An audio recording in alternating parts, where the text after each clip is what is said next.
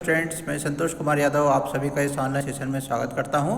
आज हम class 11th में अकाउंटेंसी सब्जेक्ट में चैप्टर नंबर 6 में टॉपिक है हमारा आज वाउचर। आज हम वाउचर के बारे में पढ़ेंगे। इसके आगे हम पहले भी कुछ पढ़ चुके हैं, आज उसी के आगे कंटिन्यू करेंगे। जैसे कि आप यहाँ देख सकते हैं वाउचर के बारे में दिया है। A voucher is a written document that serves to confirm witness or vouch for some fact or a transaction. It is an evidence for the transactions undertaken. Commonly in business organization, a voucher is a document that shows goods have bought or services have been rendered, authorizes payment and indicates the ledger accounts in which these transactions have been recorded. यहाँ हमें बताया गया है कि voucher एक written document होता है जो इस बात को कंफर्म करता है कि किसी प्रकार की कोई सर्विस हमारे द्वारा ली गई है, उसकी जानकारी प्रस्तुत करता है। इसी के आधार पर एक बिजनेस ऑर्गेनाइजेशन के द्वारा जो भी ट्रांजैक्शन किए जाते हैं उनको ये बताता है कि क्या कार्य किया गया था। जैसे कि कोई अगर गुड्स को परचेज़ किया गया है तो उसका एक वाउचर होगा। इसी प्रकार कोई सर्विसेज किसी को दी गई हैं तो उसका भी वाउचर होगा। जिसके बाद में जो इनके बदले में पेमेंट किए जाते हैं या प्राप्त होते हैं उनकी एंट्री भी इसी के आधार पर की जाती है। बाद में इन्हीं से लेजर अकाउंट में पोस्टिंग की जाती हैं। हम यहाँ देख सकते हैं कि वाउचर दो प्रकार के होते हैं। फर्स्ट है सोर्स डॉक्यूमेंट कहलाते हैं ये, इन्हें सपोर्टिंग वाउचर भी कहा जाता है। As stated earlier, source document are the evidences of business transactions which provide information about the nature of the business transaction, the date, the amount and the parties involved in it। तो इस प्रकार से हम कह सकते हैं कि source document हमारे बिजनेस ट्रांजेक्शन के एविडेंस होते हैं, उसके सबूत होते हैं जो कि हमें बिजनेस ट्रांजेक्शन के बारे में इंफॉर्मेशन देते हैं। जैसे कि डेट क्या थी, अमाउंट क्या थी, इसमें कौन सी पार्टी इन्वॉल्व थी, इनकी जानकारी इससे मिलती है। They are called source documents are source vouchers because they are used to support transactions and voucher। इस प्रकार के डॉक्यूमेंट को हम सोर्स डॉक्यूमेंट कहते हैं क्योंकि ये किसी बिजनेस ट्रांजैक्शन का सपोर्ट करने वाले डॉक्यूमेंट होते हैं। इनका एग्जांपल हम देख सकते हैं cash memo, invoice, bill, credit note, debit note, cheque and pay in slip, जिनके बारे में हमने पिछले वीडियो में डिटेल में देख लिया है और समझ लिया है। इस प्रकार के डॉक्यूमेंट को हम क्या बोलते हैं, सोर्स डॉक्यूमेंट या सपोर्टिंग वाउचर। इसके बारे में हम पढ़ेंगे इसके सेकंड टाइप अकाउंटिंग वाउचर्स के बारे में। Accounting voucher is an voucher who is an present data for accounting record of A business transaction that is supported by various source document. A separate voucher is prepared for each transaction by the accountant of the organization, specifying each account that has to be debited and credited. Each voucher is countersigned by an authorized person of the organization to denote the worthiness of the transaction। तो इस प्रकार से हम यहाँ देख सकते हैं accounting voucher एक ऐसा डाटा होता है या डॉक्यूमेंट होता है जो कि हमारे बिजनेस ट्रांजेक्शन को सपोर्ट करता है। प्रत्येक ट्रांजैक्शन के लिए अकाउंटेंट के द्वारा एक अलग वाउचर को बनाया जाता है जिसमें उसके संबंध में कौन से अकाउंट को डेबिट किया जाना है, कौन से अकाउंट क्रेडिट किया जाना है, इसे अलग से स्पेसिफिक रूप से दर्शाया जाता है। इसमें काउंटर साइन उस व्यक्ति के द्वारा किया जाता है जो इस ट्रांजैक्शन को वेरीफाई करता है। Vouchers are serially numbered, printed in the firm's name and also carry source document validating each transactions। जो भी हम वाउचर बनाते हैं अकाउंटिंग वाउचर वो सभी प्रिंटेड होते हैं, जिसके ऊपर फर्म का नाम होता है, एड्रेस होता है। ये सभी सीरियल नंबर से इनमें प्रिंट होते हैं। इन डॉक्यूमेंट अकाउंटिंग वाउचर्स के द्वारा हम जो भी अकाउंटिंग ट्रांजैक्शन या बिजनेस में ट्रांजैक्शन हुआ है उसके साथ में एक सोर्स डॉक्यूमेंट को अटैच करते हैं। यानी सोर्स डॉक्यूमेंट को प्रमाणित करने के लिए, अकाउंट में एंट्री करने के लिए हमें जिस डॉक्यूमेंट की जरूरत होती है वह अकाउंटिंग वाउचर होता है, जिसमें कि डेबिट या क्रेडिट करने जाने वाले अकाउंट के डिटेल दी जाती है। Such specification given in a voucher are essential so that the auditors face no difficulty in vouching and studying each transaction as well as the firm has concrete documentary evidence for future reference। जब इस प्रकार से हमारे source document के लिए accounting voucher को हम prepare करते हैं तो उसमें डेबिट या क्रेडिट किए जाने वाले अकाउंट का नाम बिल्कुल क्लियर रूप से लिखा जाता है। इससे ऑडिटर्स को अपने अकाउंट के ऑडिट करने में, उनकी जांच करने में कोई दिक्कत का सामना नहीं करना पड़ता है, क्योंकि इनके संबंध में हमने पक्के प्रमाण अपने भविष्य के रिकॉर्ड के लिए, जांच के लिए एकत्र करके रखे हैं। These vouchers can be prepared in different colors. Entries are first of all recorded on vouchers, and then on the basis of vouchers, recording is made in the journal or the subsidiary books. Source document की मदद से हम accounting vouchers बनाते हैं। ये अलग अलग colours में होते हैं। सबसे पहले हम वाउचर्स के में एंट्री करते हैं। इन वाउचर्स की एंट्री के आधार पर हमारे द्वारा जो जर्नल या सब्सिडी बुक्स रखी जा रही हैं रिकॉर्ड बनाने के लिए, उनमें एंट्रियां की जाती हैं। इसके बाद हम देख सकते हैं difference between source document and accounting vouchers. इनमें क्या डिफरेंस होता है वो यहाँ दिया गया है।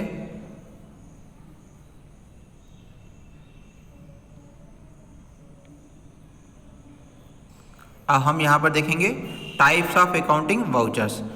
जो हमारे अकाउंटिंग वाउचर किस प्रकार के होते हैं, तो हम यहाँ अगर चार्ट में देखें तो इसको क्लियरली और इजीली समझ सकते हैं कि हम अकाउंटिंग वाउचर्स को दो कैटेगरियों में बांटते हैं। फर्स्ट होते हैं कैश वाउचर्स और सेकंड होते हैं नॉन कैश वाउचर, जिन्हें ट्रांसफ़र वाउचर भी कहा जाता है। कैश वाउचर्स को भी दो कैटेगरी में बांटा जा सकता है। फर्स्ट होते हैं डेबिट के वाउचर्स, जो कि कैश पेमेंट के लिए बनाए जाते हैं, और सेकंड होते हैं क्रेडिट वाउचर्स, जो कि कैश रिसिप्ट के लिए बनाए जाते हैं। तो सबसे पहले हम कैश वाउचर्स को डिटेल में समझेंगे। तो जैसे कि अभी हमने देखा है, cash vouchers are used for recording cash transactions are transaction for which cheques are received are issued in connection to a receipt और a payment. Cash vouchers are further classified into debit vouchers और credit vouchers.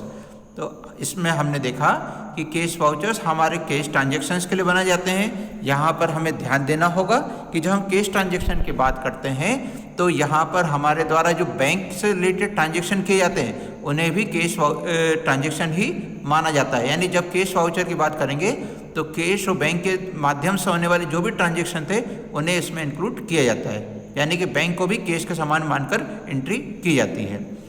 Cash vouchers को आगे दो भागों में बांटा जा सकता है, डेबिट के वाउचर और क्रेडिट के वाउचर्स। तो सबसे पहले हम देखेंगे डेबिट वाउचर्स के बारे में। Debit vouchers are prepared to settle a payment. Debit voucher को हम किसी पेमेंट का रिकॉर्ड रखने के लिए बनाते हैं। इसमें कैश पेमेंट किया जाता है कई कारणों से, जिसको हम यहाँ पर देख सकते हैं। जैसे कि हम एक्सपेंसेस के लिए पेमेंट करते हैं, जिसमें कि सैलरी या रेंट वगैरह हो सकते हैं। इसके बाद में परचेस ऑफ फिक्स एसेट के लिए हो सकता है, पेमेंट टू क्रेडिटर्स के लिए हो सकता है, ड्राइंग्स के लिए हो सकता है, कैश का विड्रॉल, परचेस ऑफ गुड्स के लिए हो सकता है, परचेस ऑफ इन्वेस्टमेंट हो सकता है, या डिपॉजिट करेंगे हम बैंक में तो भी कैश पेमेंट होता है। तो इन सिचुएशन में हमें चूँकि कैश या बैंक में एंट्री होने जा रही है, इसलिए डेबिट का वाउचर बनाना होता है, क्योंकि एक्सपेंसेस से रिलेटेड होता है। अब हम यहाँ देख सकते हैं इसका फॉर्मेट कैसा होता है। तो format of the debit voucher, तो सबसे पहले ऊपर हेडिंग होती है कि वाउचर कौन सा है। डेबिट का वाउचर होगा तो डेबिट वाउचर लिखेंगे, क्रेडिट वाउचर होता है तो क्रेडिट वाउचर लिखा जाता है। फिर इसके बाद में सबसे पहले ऑर्गेनाइजेशन का नाम, उसका एड्रेस लिखा जाता है। इसके बाद में उसका कोई जीएसटी नंबर हो तो उसको लिखते हैं। फिर राइट हैंड की ओर कॉर्नर में डेट लिखी जाती है, उसके नीचे अमाउंट कॉलम होता है। लेफ्ट हैंड की ओर जहां पॉइंट नंबर 3 मेंशन किया है वाउचर नंबर डला होता है, सीरियल नंबर होता है इसका। उसके नीचे डेबिट किए जाने वाले अकाउंट का नाम लिखा जाता है। उसके अमाउंट राइट साइड में कॉर्नर में लिखी जाती है, कॉलम जो बना हुआ है जहाँ 20,000 लिखा हुआ दिख रहा है 5 नंबर पॉइंट पर। इसके बाद में अगर इसके एक्सपेंसेस के संबंध में कोई टैक्सेस लगते हैं तो उनकी एंट्री की जाती है। जैसे कि हम यहाँ देख सकते हैं कंप्यूटर अकाउंट के नीचे लिखा है इनपुट CGST @ 6%, इनपुट SGST @ 6%। तो इस प्रकार से इस कंप्यूटर के संबंध में गवर्नमेंट के द्वारा जो टैक्स लगाया गया था उसको अमाउंट को लिखा गया है। दोनों का टोटल 2400 लिखा और फिर लास्ट में अमाउंट कॉलम में टोटल कर दिया, 22,400 अमाउंट आई है। यहाँ पर इस ट्रांजेक्शन को एक्सप्लेन करने के लिए उसका जो सोर्स डॉक्यूमेंट है उसकी डिटेल लिखी जाती है। तो जो इनपुट SGST हमने लिखा है 6% का, उसके नीचे ब्रैकेट में हम सोर्स डॉक्यूमेंट की डिटेल को लिखते हैं, जहां हमने लिखा है being the computer purchased white cash memo number 410। यहाँ पर हमने सोर्स डॉक्यूमेंट की डिटेल को मेंशन किया, जिसके आधार पर हमें ये पता चला कि हमने कंप्यूटर खरीदे जिस पर इतना इतना एक्सेस चुकाया है। इसके बाद में राइट हैंड पर सबसे नीचे सिग्नेचर ऑफ अकाउंटेंट होता है, लेफ्ट हैंड की ओर सिग्नेचर ऑफ मैनेजर होता है और फिर लेफ्ट हैंड की ओर कॉर्नर में रिसीव्ड, यहाँ पर जब हम इसका कैश पेमेंट कर चुके होते हैं तो हमें यहाँ पर जो पैसा पाने वाला व्यक्ति होता है उससे उसकी रिसिप्ट लेना होती है, जिसमें कि वो वर्ड्स में लिखेगा उसने कितने पैसे प्राप्त किए हैं। जिसके बाद में जो बॉक्स बना हुआ है यहाँ पर रेवेन्यू स्टाम्प को चिपकाकर उस पर सिग्नेचर लिए जाते हैं। इसी में जो नंबर वाइज एंट्री दी गई है उसी को यहाँ पर नीचे एक्सप्लेन किया गया है कि पॉइंट नंबर 1 में जो दिया है वो क्या लिखते हैं, name and address of the business firm. Point number 2 में लिखते हैं date of preparation of voucher. Point number 3 में लिखा जाता है सीरियल नंबर और अकाउंटिंग वाउचर नंबर। इसके अंदर 4th पॉइंट में हम देख सकते हैं name of the account debited.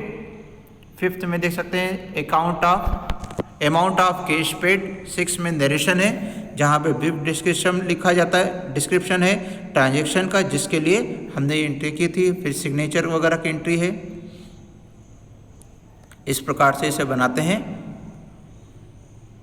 अब हमें यहाँ ध्यान देना होगा, जहाँ आप इस सामने जो स्क्रीन है इसमें सबसे ऊपर देख सकते हैं if however the source document validating a transaction is not available. कई बार हमारे सामने ऐसी स्थिति आती है कि हम कोई ऐसा ट्रांजेक्शन करते हैं जिसमें जिस व्यक्ति को हम पैसा देते हैं उसके पास में हमें देने के लिए कोई डॉक्यूमेंट्री प्रूफ नहीं होता, उनके पास में कोई बिल नहीं होता। जैसे कि हमने किसी दुकान पर जाकर चाय पिया, उसका कोई बिल उनके पास कभी देखा है आपने, होता है तो नहीं रखते वो लोग। तो ऐसी सिचुएशन में हम अकाउंटिंग कैसे करेंगे, तो यहाँ पे इसके बारे में बताया गया है the receipt section of the debit voucher is filled in and considered as a source document. तो जो हमने वहाँ पार्ट देखा था अभी कि जहाँ पर हमें लेफ्ट हैंड के कॉर्नर पर जो दिया गया था जहाँ हमें रेवेन्यू स्टाम्प लगाना है, यहाँ पर एंट्री हम तब करते हैं जब हमारे पास में कोई सोर्स डॉक्यूमेंट नहीं होता। तो जिस व्यक्ति को हम पैसा चुकाते हैं उससे वहाँ पर पैसा प्राप्ति की एंट्री लिखी जाती है और उसके बाद में उसे सोर्स डॉक्यूमेंट मानकर यूज़ किया जाता है। कि क्रेडिट वाउचर्स इसे हम तब बनाते हैं जब कैश हमें रिसीव्ड होता है। कैश हमारे पास किन स्थिति में आ सकता है, तो हम यहाँ देख सकते हैं जब रिसिप्ट ऑफ इनकम होती है, जैसे हमें कमीशन मिला हो, इंटरेस्ट मिला हो, रेंट मिला हो, या फिर हमने गुड्स की सेल कर दी हो और कैश आया। सेल ऑफ फिक्स एसेट में भी कैश आता है, सेल ऑफ इन्वेस्टमेंट में कैश आता है। रिसिप्ट फ्रॉम डेटर्स, जब उनसे पैसा वसूल कर लिया हो तो पैसा आएगा। इसी प्रकार से जब हमने बैंक से विड्रॉल किया हो तो भी हमारे पास में कैश रिसीव होता है। इन कंडीशन में हमें क्रेडिट का वाउचर बनाना होता है। अब हम इसका फॉर्मेट देखेंगे, लगभग उसी प्रकार का है, सिर्फ लेफ्ट हैंड साइड में जो रिसिप्ट वाला साइड था वो हट गया है, बाकी सब वैसा ही है। सबसे ऊपर हेडिंग होती है, कौन सा वाउचर है, तो डेबिट वाउचर में डेबिट वाउचर की हेडिंग थी, तो ये क्रेडिट वाउचर है तो इसमें क्या हेडिंग आना चाहिए, क्रेडिट वाउचर, तो जिससे सेंटर में सबसे ऊपर दिख रहा है। फिर उसके बाद में ऑर्गेनाइजेशन का नाम आता है, बिजनेस इंटरप्राइजेस का नाम एड्रेस होता है। फिर उसके बाद में लेफ्ट हैंड की ओर सबसे ऊपर डेट लिखी जाती है, ट्रांजेक्शन की डेट होती है। इसके बाद में लेफ्ट हैंड की ओर हम वाउचर नंबर लिखते हैं जो सीरियल नंबर प्रिंटेड होता है ऑलरेडी। उसके नीचे क्रिएट किए जाने वाले अकाउंट का नाम और उस पर लगने वाले टैक्सेस की डिटेल होती है। और फिर उसके नीचे हम यहाँ पर उससे रिलेटेड जो हमारा सोर्स डॉक्यूमेंट है उसकी एंट्री को लिखते हैं, जिसे कि यहाँ लिखा है being the good sold for cash wide cash memo number 820। यहाँ पर डिस्क्रिप्शन दिया हमने उस सोर्स डॉक्यूमेंट का, जिसके आधार पर एक क्रेडिट वाउचर प्रिपेयर किया जा रहा है। टैक्सेस को मिलाकर टोटल अमाउंट निकल जाती है और फिर उसके बाद में सिग्नेचर अकाउंटेंट और मैनेजर के द्वारा किए जाते हैं। तो इस प्रकार से हम देख सकते हैं डेबिट और क्रेडिट वाउचर लगभग सेम होता है। सिर्फ डेबिट वाउचर में लेफ्ट हैंड का जो पोर्शन था जहाँ टिकट चिपकाना होता है वो एडिशनल होता है, और उस पोर्शन का उपयोग कब करते हैं, जबकि हमारे पास में कोई सोर्स डॉक्यूमेंट नहीं होता उसके लिए। हम यहाँ देखेंगे नॉन कैश वाउचर्स के बारे में। ये सेकंड कैटेगरी वाउचर्स के संबंध में। Non cash vouchers also known as transfer vouchers. The non-cash vouchers are prepared for transactions that do not involve any cash. Instance of cash non-cash transaction include the following। तो हमने यहाँ देखा कि ऐसे transaction जिसमें कि कैश का लेन then नहीं होता उन्हें नॉन कैश वाउचर्स उनके लिए बनाए जाते हैं। इन्हें हम ट्रांसफर वाउचर्स भी कहते हैं।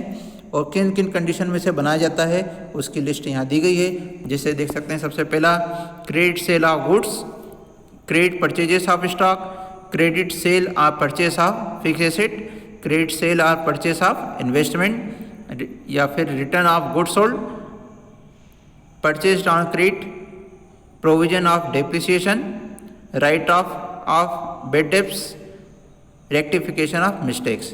ये जो ट्रांजेक्शन है इसमें कोई कैश का ट्रांजेक्शन नहीं होता है, तो इसकी सिचुएशन में हमें ट्रांसफ़र वाउचर बनाने होते हैं।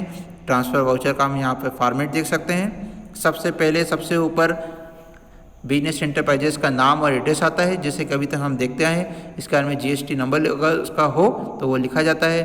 फिर राइट हैंड की ओर डेट लिखी जाती है इस ट्रांजेक्शन की, लेफ्ट हैंड की ओर वाउचर नंबर होता है।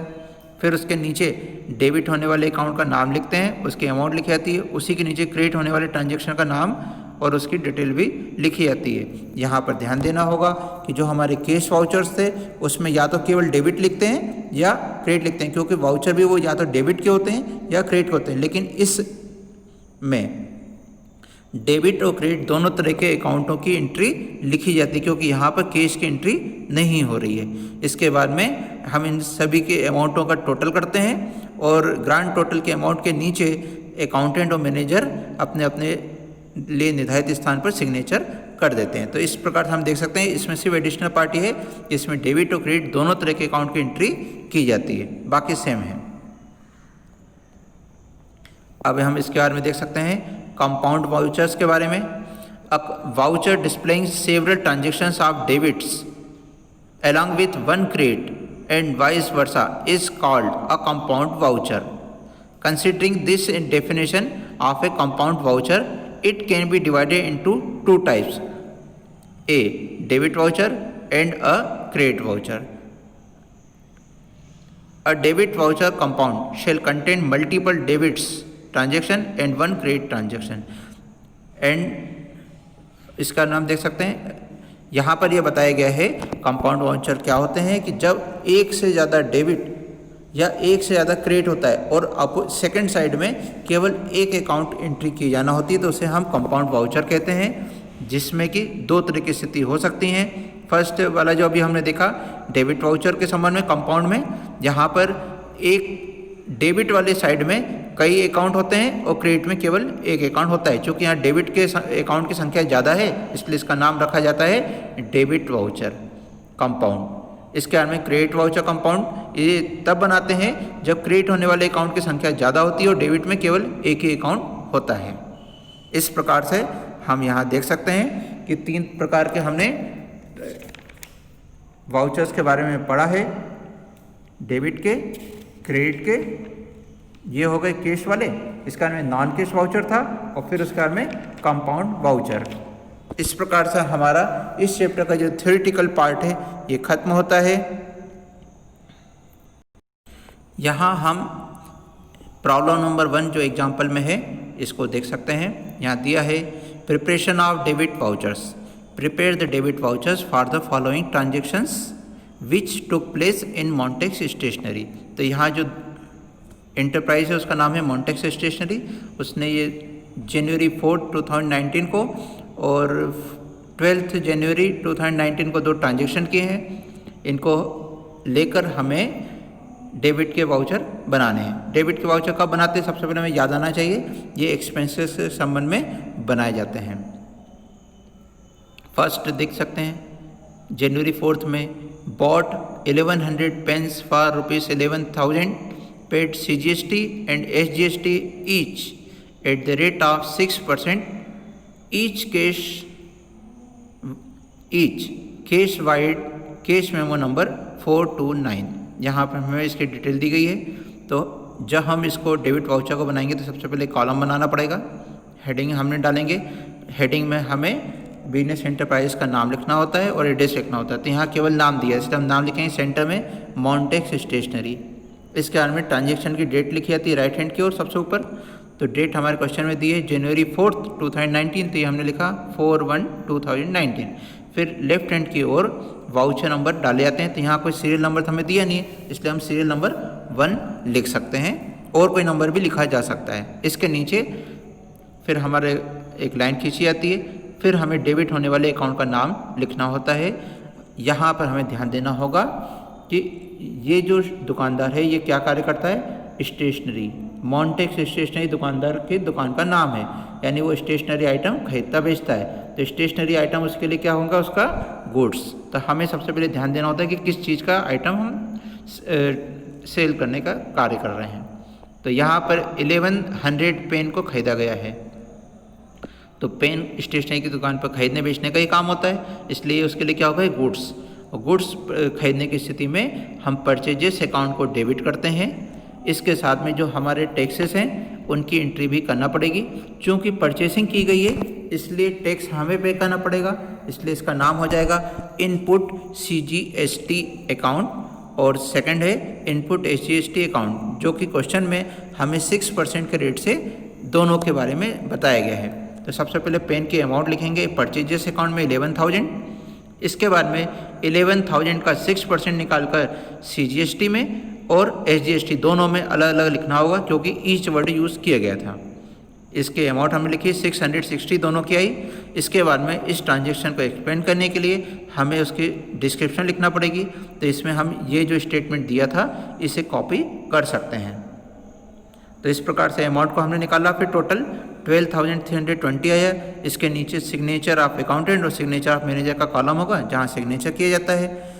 चूँकि यहाँ पर हमारे पास में इसके बदले में कैश मेमो मिल चुका है, इसलिए जो लेफ्ट हैंड साइड की ओर जो कॉर्नर बनाया जहाँ रेवेन्यू स्टैंप लगाया जाता है ये पोर्शन खाली रहेगा। ये तब लिखा जाता है जबकि हमारे पास में कोई डॉक्यूमेंट इसका एविडेंस में नहीं होता है। इस प्रकार से डेबिट के वाउचर बनाए जाते हैं। इसके बारे में नेक्स्ट ट्रांजेक्शन हमारा सैलरी पेड के संबंध में है। उसमें दिया है salary paid for the month of December 2018 to the assistant accountant 8,000। तो यहाँ एक्सपेंसेस के रिगार्डिंग में ये है। तो हेडिंग डालेंगे दुकानदार का नाम मॉन्टेक्स स्टेशनरी, लेफ्ट हैंड पर डेट डाल दी उसका 12 जनवरी 2019। चूँकि वाउचर नंबर अभी 1 अभी हमने यहाँ पे बनाया था, इसलिए नेक्स्ट वाउचर का नंबर क्या होगा, वाउचर नंबर 2। इसके बाद में हमें डेबिट होने वाले अकाउंट का नाम लिखना है। तो यहाँ हमने असिस्टेंट अकाउंटेंट को क्या दिया है, तो आंसर है सैलरी। तो इसके लिए हम सैलरी अकाउंट बनाएंगे। सैलरी अकाउंट में 8,000 की अमाउंट लिखी। फिर इसके बाद में ब्रैकेट में एक्सप्लेनेशन होगा इसके संबंध में। यहाँ लिख सकते हैं जो हमारा स्टेटमेंट था उसी को, being the salary paid to assistant accountant. इसके बाद में अमाउंट लिखी जाएगी टोटल, ऑफिस सिग्नेचर हो जाएंगे। इस प्रकार से हम डेबिट के वाउचर्स को प्रिपेयर करते हैं।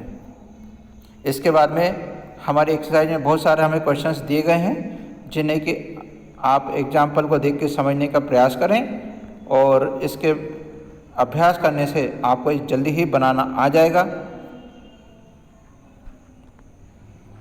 यहाँ पर क्रेडिट वाउचर हम देख रहे हैं।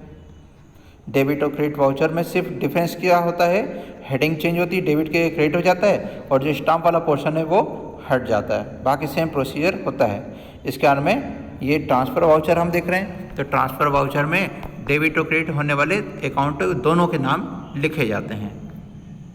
तो ये देख सकते हैं डेबिट भी है और क्रेडिट भी है।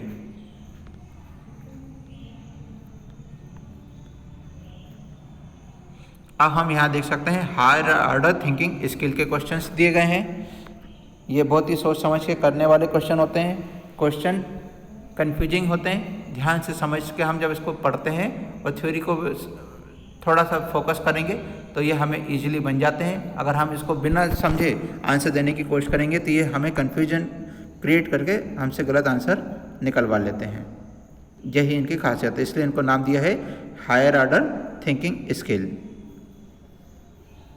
अब हम यहाँ पर देख सकते हैं ऑब्जेक्टिव टाइप के क्वेश्चंस हैं जो रिमेम्बरिंग, अंडरस्टैंडिंग और एप्लीकेशन बेस्ड क्वेश्चन है। तो यहाँ पर MCQ के रूप में क्वेश्चंस दिए गए हैं। कैलकुलेशन से रिलेटेड क्वेश्चन भी यहाँ देख रहे हैं हम। इसके बारे में इस चैप्टर की एक्सरसाइज दी गई है जहाँ पर कि शॉर्ट आंसर्स हैं, इनके ये आंसर भी दिए गए हैं। इसके बारे में प्रैक्टिकल क्वेश्चंस दिए गए हैं जिसमें कि हमें इन क्वेश्चन को सॉल्व करना है। तो ये सभी स्टूडेंट्स को अपनी कॉपी में सॉल्व करना होंगे।